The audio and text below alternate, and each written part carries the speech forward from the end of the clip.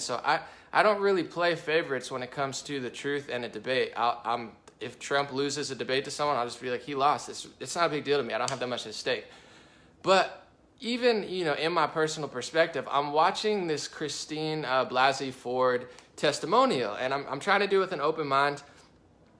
There's a few parts that really stood out to me as being not, and I'm going to talk about this later. I know people are going to try to skew this and be like, you don't believe sexual assault victims, you don't believe women. It's not even remotely true. This is just like a basic analysis, and I'm going to get into stuff later, but she said that he put his hand over her mouth and then was like touching her, raping her in some sorts, and then she said she was trying to escape but couldn't, got him off him, went to a bathroom, ran down the stairs, and this is the part that really stood out to me. She ran out of the house, which if it did happen in any situation, regardless of who it was, if someone sexually assaults you at a party, whether they're inebriated, you're inebriated, or they're really just like raping you because they want to have sex and you don't, it's very, very, very, very, very, very, very, very, very, very unlikely, unless they're, like the evilest person on the planet, that they would sprint outside of the house and like chase you down and try to re-rape you. Unless they're like a full-blown literal like gang rapist and like a murderer, they're probably not going to do that. And I think even sexual assault victims of like that type of assault, I'm not talking about like someone who's like a real serial rapist, they're not going to run outside and chase you. But her testimonial seemed very, very fake to me, very overly dramatic. Like, he did this, and then I thought he was going to sprint outside the house and like drag me back in. It just sounds a little, just my personal analysis. I wasn't there. I'm not a judge. I'm not a politician. I'm just some guy on Facebook right now. Sound very, very dramatic. Like she's trying to paint him as the most evil person ever. Where even if you get sexually assaulted, I highly doubt, unless like they're the evilest person on the planet, that they're going to sprint outside, drag you back in, and then touch you again. That just seems insane to me and seems like a stretch. And I listened to her whole thing, and I just some cues and ways she was speaking, I'm very skeptical. I just don't know about it. But more importantly than that, then I watched the Brett Kavanaugh testimonial, and outside of the emotions, outside of the partisanship, because it is true, Republicans, if you're like a full-blown Republican, you're probably going to believe the Republican. If you're a full-blown liberal, you're going to believe the liberal. This is something that we have to really break through as a country, because if two people debate and someone's right, someone's wrong, you have to have the critical thinking skills to be like, you know what, I like that person better, but that wasn't as good as it could have been. That wasn't as honest. Like, do we want the truth? Do we want what's best? Do we want what's right? Or do we just want to win? And I think a lot of people just want to win, and situations like this really drag it out. But then I watched the Brett Kavanaugh interview or testimonial, and I mean, it just seemed so much realer. I'm an authentic person. I gravitate towards authenticity, and I also have a very good sense of like who's BSing or not in my personal life, on the media. It's not that hard with the news, because I can cross-reference and listen to everybody and then really compare and contrast. But when it comes to testimonials, it's a little harder, because it's one person's story versus one person's story.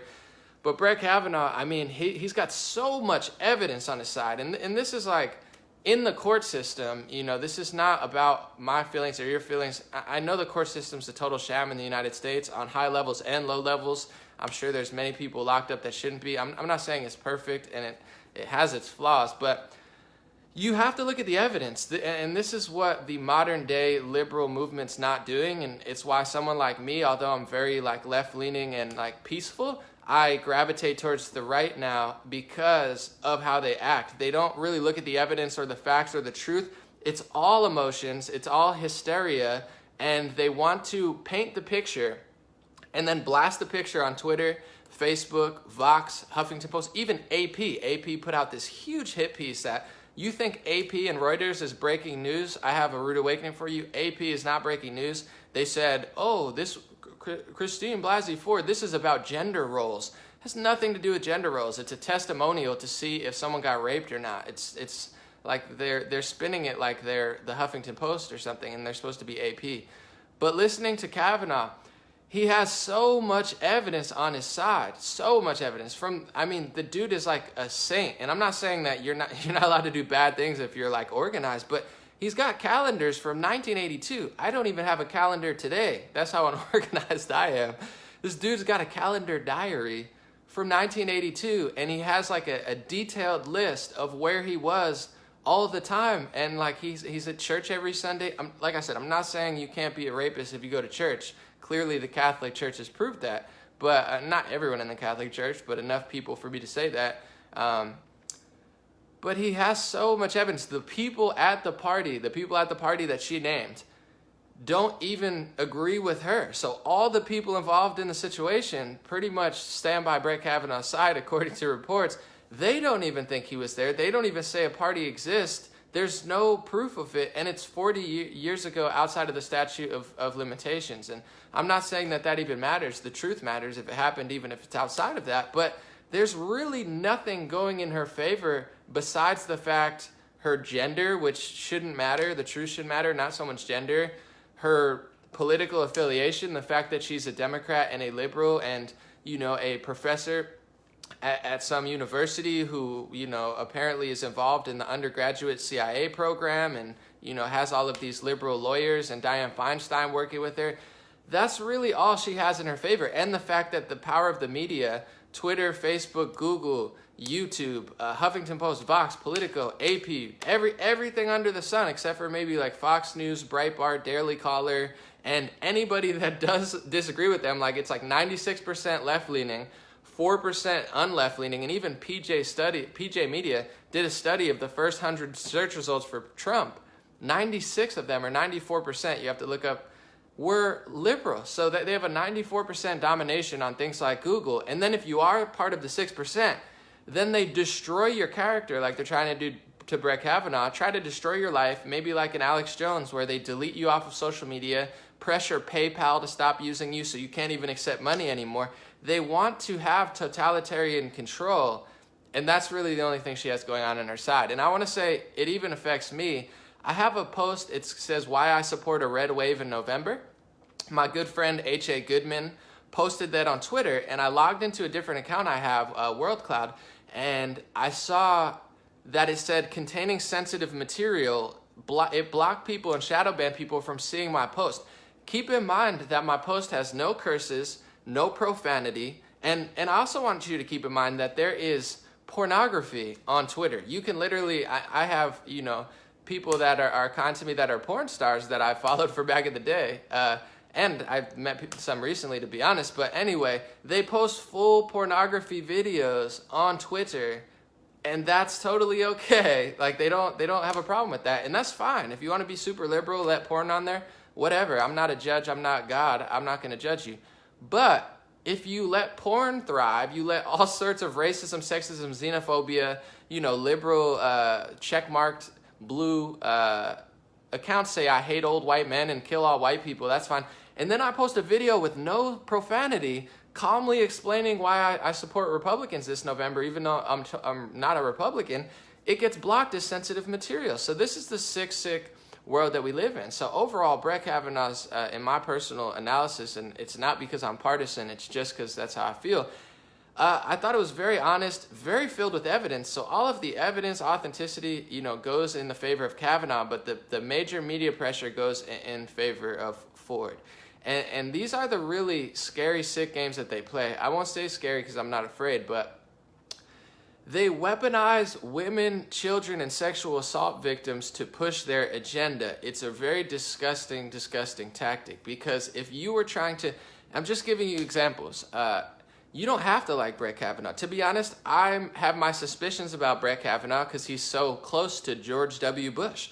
Just going to be real. I'm not saying I don't trust him or I don't like him or that discredits him. That's not what I'm saying at all. I'm just saying I do have my skepticisms of him, just like I have of everybody. I don't blindly just follow anyone. So there's some critiques to be made of Kavanaugh. If you're liberal or progressive, you probably don't like him because he has a conservative, more leaning past, which is fine. I'm not saying but they know, this is how diabolically sick these people are. They know that they can't stop him based off merit or law or truth or any sort of reality that would prevent him from taking the office. So they don't want to play along with democracy now. They want to figure out how to get him out. So the only thing that they could possibly do is make something so ridiculously gets people so mad and weaponized and angry and violent that somehow maybe it will stop him from getting into office. And it's a sick, disgusting tactic, because it's just the opposite of everything that freedom and like basic decent human decency is supposed to be about.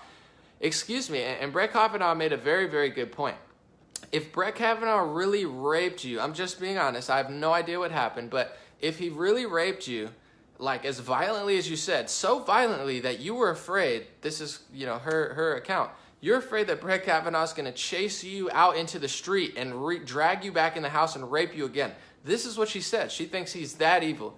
If he's that evil, he's been in the public eye for 30 years now. He served under George Bush. He's been in the second most powerful office. He's everywhere. It's not like this guy's not, he's been everywhere. That's why he got nominated. He was the best in his craft. You would wait 30 years? You would wait till all of this happened, till the very second that he's about to take office, and you give it to Dianne Feinstein, not some sort of investigators? It's just so obvious. Even if I was a Democrat or a, full-blown liberal, I just don't have the capacity to be this fake with myself. I don't have the capacity to be this foolish, regardless of the situation. And this is the overarching sick agenda that they're pushing, and it's so far outside of politics. I'm even getting messages from family members that are not political, family members that don't even really like Trump. They think he's quite arrogant and off-putting, texting me saying, am I the only one that thinks Brett Kavanaugh's innocent? I've gotten so many messages from lifelong liberals, old and young, that are like, I'm not a Republican, I'm not a conservative, I'm an independent or a lifelong Democrat.